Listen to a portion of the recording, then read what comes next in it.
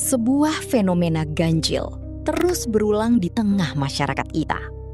Ketika sebuah program paguyuban menjanjikan pencairan logistik ratusan triliun, ada satu titik di mana argumen logis mereka mulai mentok.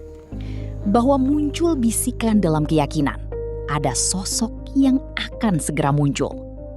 Di saat itulah, sebuah narasi baru tiba-tiba disuntikan ke dalam pikiran para anggotanya. Narasi tentang kemunculan sepasang sosok terpilih dari ramalan kuno Nusantara, Satrio Piningit dan Ratu Adil. Sang pemimpin pria diposisikan sebagai kesatria yang tersembunyi, dan sang mitra wanita diklaim sebagai Ratu Adil, sang pemegang mandat ahli waris dana gaib. Konon, pencairan hanya bisa terjadi jika sepasang sosok ini diakui. Dan tentu saja jika para anggota bersedia menyetor uang kontribusi sebagai syarat administrasi terakhir. Bahwa akan segera muncul, yaitu Satrio Piningit dan Ratu Adil. Itu memang ada. Dan itu pasti muncul di Nusantara, di negara yang kita cintai, Mas. Karena aset amanah apabila keluar, pasti akan muncul dua sosok yang kita tunggu, yaitu Satrio Piningit dan sang Ratu Adil, Mas. Itulah. Dan mereka adalah manusia berpasangan yang dipilih oleh Gusti Allah untuk mengemban amanah ini, Mas. Itu aja sudah. Dan siapakah Satrio Piningit, siapakah Ratu Adil, Allah alam. Hanya Allah yang tahu, Mas. Hanya Tuhan, bukan kita, ya toh? Lalu mengapa ramalan yang dulunya suci ini di kebudayaan leluhur Nusantara kini bertransformasi menjadi syarat pencairan uang di era modern? Hari ini, kita akan melakukan investigasi psikologis. Kita tidak akan mendebat keyakinan siapapun. Kita hanya akan mendengarkan sebuah kisah tentang bagaimana sebuah harapan dikunci dari zaman ke zaman. Karena bisa jadi, sosok tersebut sudah ada di sekitar kita hari ini. Saudaraku, mari kita kembali ke masa ratusan tahun yang lalu. Bayangkan sebuah negeri yang sedang sangat lelah. Zaman di mana saat rakyat kecil hidup dalam tekanan, peperangan, dan ketidakpastian ekonomi yang mencekik. Dalam kondisi tanpa arah itu, dulu para pujangga dan leluhur Nusantara menanamkan sebuah cerita. Sebuah dongeng pengantar tidur yang indah tentang masa depan. Mereka menulis bahwa kelak akan datang masanya bumi Nusantara dipimpin oleh Satrio Piningit dan Ratu Adil. Sosok yang akan membawa kemakmuran, menghapus kemiskinan, dan membagikan keadilan secara merata. Awalnya, ia tumbuh dalam denyut napas harapan yang suci di tengah ketidakpastian. Cerita ini, pada zaman dulu, adalah obat penenang batin. Sebuah simbol harapan agar rakyat tidak putus asa dan tetap bertahan hidup melewati masa-masa sulit. Kisah ini murni, lahir dari doa dan rasa cinta leluhur pada bangsanya. Setiap individu memiliki keyakinan dan tafsirnya yang berbeda, tergantung pada realita dan harapan masing-masing.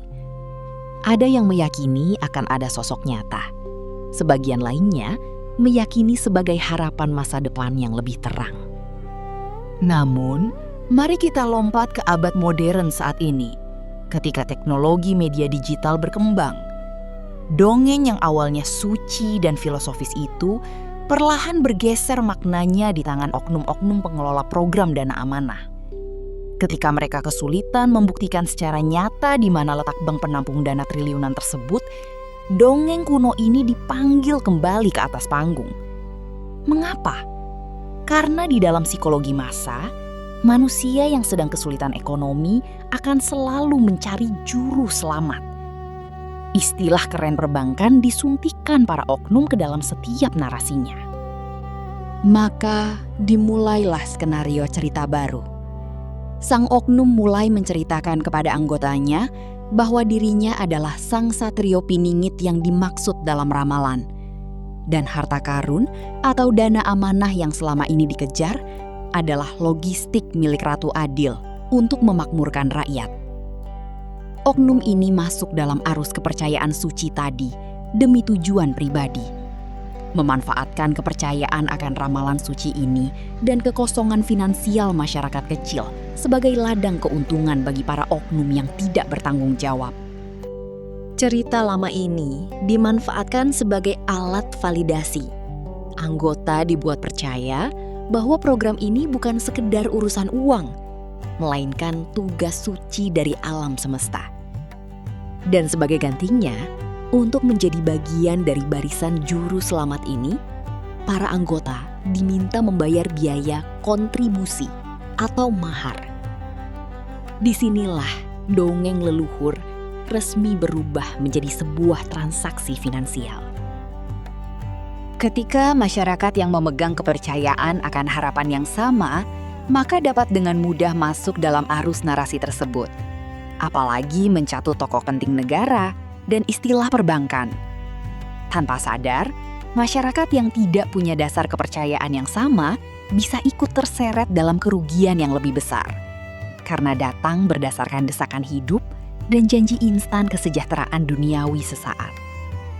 Maka dari itu, saudara semua, jika kita mau jujur pada hati nurani dan membaca cerita leluhur secara jernih, Satrio Piningit itu bukanlah sosok manusia ajaib yang gemar meminta iuran di panggung pertemuan.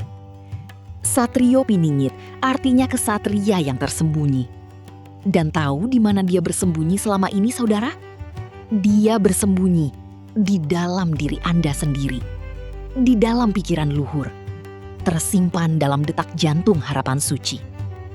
Kesatria itu adalah akal sehat Anda yang selama ini tersembunyi di balik rasa tidak berdaya. Ratu adil yang sejati adalah ketika Anda mulai berbuat adil pada diri sendiri dan keluarga, dengan cara berhenti memberikan uang jerih payah Anda kepada janji-janji kosong, lalu mulai melangkah secara nyata di dunia real. Hubungan antara Ratu Adil dan pencairan dana amanah sebenarnya hanyalah jembatan ilusi, sebuah cerita yang sengaja dirawat agar harapan Anda tetap hidup dan aliran kontribusi Anda tidak pernah berhenti. Nusantara tidak sedang menunggu dua orang manusia untuk turun dari langit membawa koper uang. Nusantara sedang menunggu pulihnya nalar kita semua. Lantas, setelah menyimak pembahasan ini, bagaimana pandangan Anda pribadi mengenai munculnya Satrio Piningit dan Ratu Adil? Jangan ragu untuk berbagi sudut pandang Anda dengan netral di kolom komentar. Saya pamit, salam santun dari Posko Pemulihan Nalar. Jangan percaya kami, periksa polanya sendiri.